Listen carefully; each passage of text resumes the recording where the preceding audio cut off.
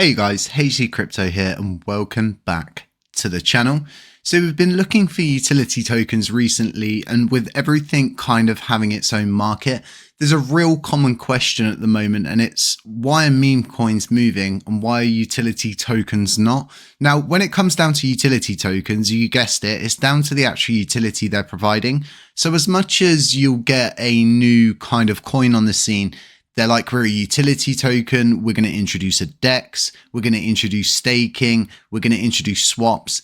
It's not enough. Everybody's providing those same three things moving forward, so you've really got to find a way to stand out of the crowd. So if you're one of the fortunate people that caught my chain swap video back in March, then you'll be very happy to see this video. So we're going to be going over ChainSwap a bit more here, because although some utility tokens haven't moved, some have, and some have moved substantial amounts. And I really think as BTC starts to level out, this halving event really does begin to kick in, even though everybody's getting kind of sketchy about it. It's going to happen. It's mathematical precision. At the end of the day, I think we should better prepare ourselves moving forward as to what's going to be moving in this cycle. It's so important to try and understand what's going on. So if you don't know what ChainSwap is, this was something I got involved in back in March. I grabbed a small bag. It was only around $1,000. I was so happy to have caught this. And as always, what I do with things like this is there's a J curve with everything. If you don't know what the J curve is, Google it. I'll try to leave a link to some kind of description for you guys. I don't want to protrude on this video, so to speak, but everything has a J curve, and I think this thing's come out of its J curve now. It's leveling out, and it's a good time to accumulate if you didn't get in at the beginning once it's already done a huge run. So understanding the J curve can help you better understand the market, the psychological situation that kind of plays out. But nonetheless, ChainSwap has been doing great. And we did a pretty in-depth video going over ChainSwap and all of the different things they do. But I just want to broadly cover this for people who haven't so much caught that video, may not catch that video.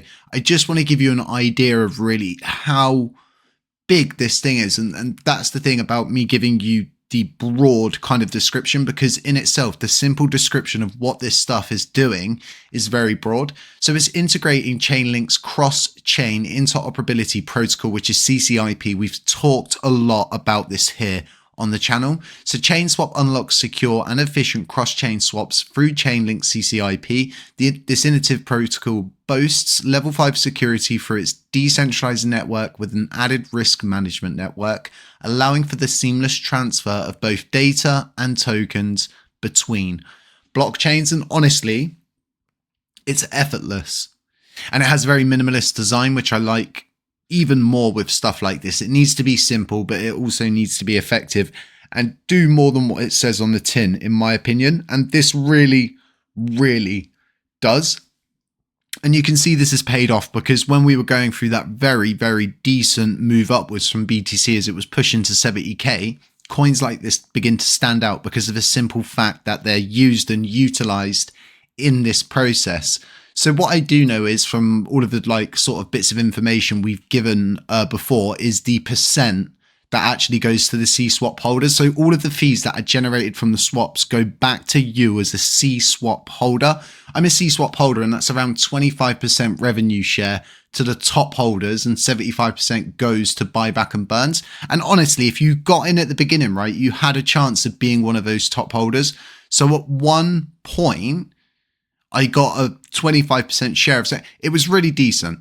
That's what I'm kind of getting at. And with these utility tokens, right, getting in at the beginning is so important. And I myself, I decentralize as much as I can with my investments. Some people say diversify, but really what you want to do is decentralize as much as possible across board. Because when you diversify, you kind of just look for a meme coin, look for a blue chip, look for a utility, look for a GameFi, and then maybe an NFT. That's diversification. I'm talking about decentralizing across that diversification, getting involved in 20 meme coins, getting involved in 20 utility tokens, but doing it on a small basis, doing it at levels which, to a lot of people would sneeze. They scoff at it, $100 investment. It's always worth the risk, in my opinion, when you're involved in this kind of practice, which is crypto. And I'm not a financial advisor. None of this is financial advice, but you kind of get where I'm coming from here. If you want to reap rewards, you have to take risks in this game. It's so important.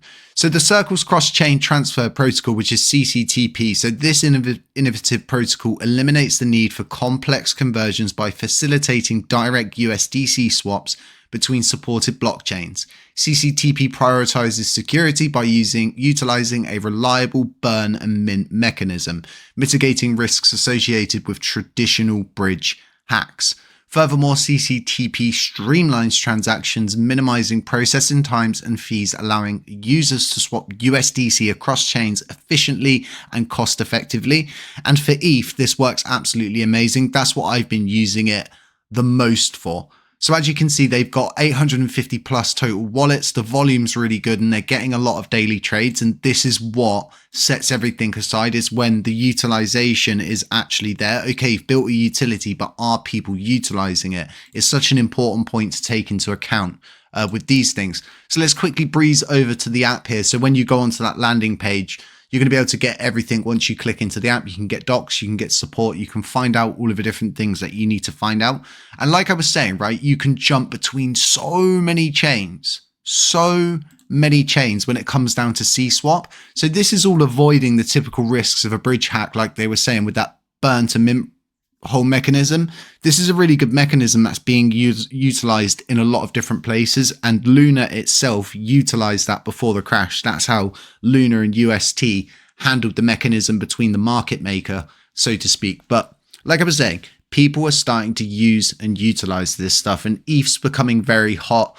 And as they push forward with their technology, they're starting to get those prices down and down and down, and gas is becoming more accepted as something that you just have to opt into when you're getting involved with Ethereum. So I don't think anybody who's involved with Ethereum kind of gets too upset with the gas. But when you do it on here, it works out a lot better than me just doing it on MetaMask or somewhere like this. So this thing has such a good use case. So like I was saying, all of those fees go back to the holders if you're at 25%, but those buyback and burns are so important, 75%. So these kind of utilities target to grow into a huge share of an addressable market. So you're talking like 2.2 billion in volume last week is what they dealt with as an actual bridge swapping mechanism.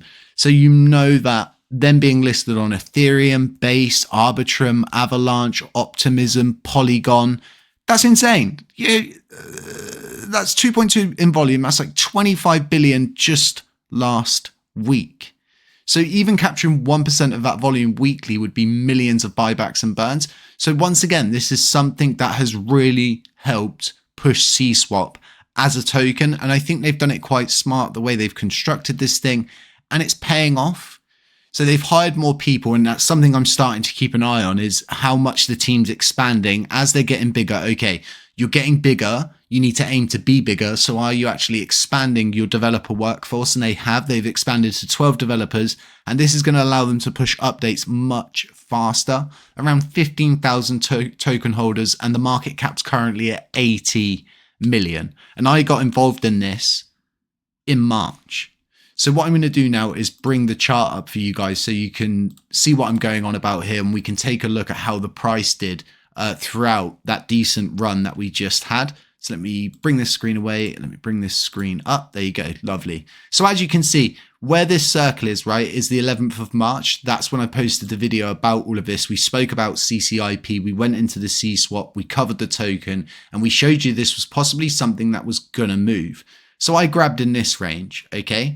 And I grabbed $1,000, and it run by about 1,936%. And because I understand the J curve a lot better now, I know what I need to do is take my investment out at least. I put $1,000 in, it run by 1,936. So what I then did was took my investment out. I took a load of profit out, and then I left the rest to run, because it's money I earned from nothing. Well, not from nothing, from hard work, from doing research and understanding the market, the psychological system behind everything. And yeah, it's so much easier for me now to hold the bag. So much easier. So like I was saying, if you got involved in this back in March, kudos to you, shout out to you. I'm glad you watched the video. I'm glad you tuned in. This was a really decent one. What I believe is during this next move, this thing's going to pump hard. I really do, because you're not reliant so much on what's the next good news, what's the next good thing, when next listing, when this, when that. It has a use case and people are using it and then utilizing ChainSwap itself as a bridging asset. So they're quite smart in what they're doing. So although they're accommodating all of these chains, they're ensuring that their token's at the forefront of everything. So these are all the kind of different things that I've been paying attention, I've been looking out for, and I've been looking into just to try and find some of these decent plays. And honestly, try to find that next 1000x. That's what we're all looking for in crypto. So I'll leave links to everything that we've gone over here in this video for you guys, so you know where to go to and what is to be avoided, so to speak. Beware of scammers, doppelgangers, and anybody being weird and posting phone numbers in the comment section. I know I stopped saying that a long time ago, but it's starting to come back in.